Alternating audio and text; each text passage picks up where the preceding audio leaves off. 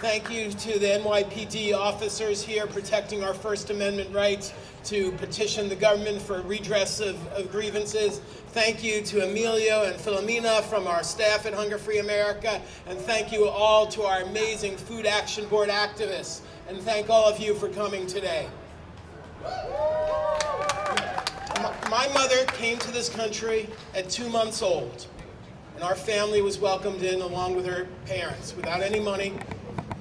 But her parents were able to work hard and play by the rules through what was then opportunity capitalism and get ahead.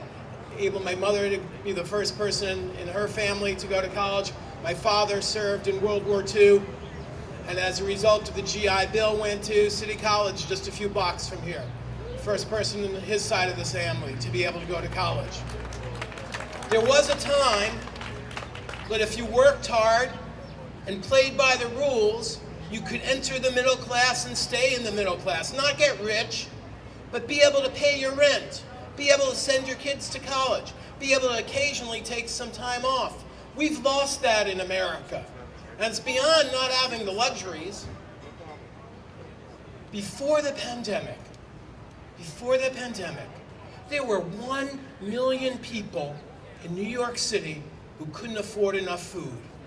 1 million people. Sometimes we're told this narrative, well, everything was hunky-dory before the pandemic.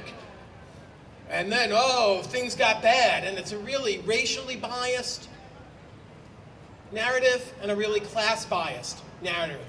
Ignoring that nationwide, the largest number of people in America who are hungry and poor are white, but in eastern cities like New York, the largest number of people who are hungry and poor are people of color. And the message that this only became a problem in the pandemic when people look like us or sound like us or people you wouldn't expect are hungry really undermines and erases the systemic structural racism and misogyny, because also households headed by single women are far more likely to be hungry.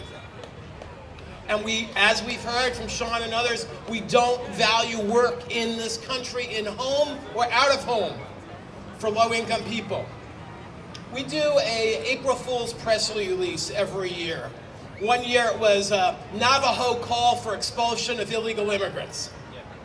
Another year it was House Republicans call for work requirements on WIC infants.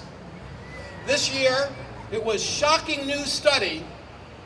When people get more money for food, they're less hungry.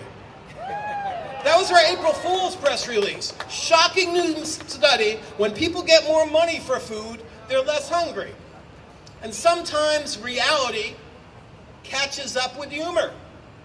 As we know, new data came out in the last few weeks about hunger in America. And it showed that it was skyrocketing.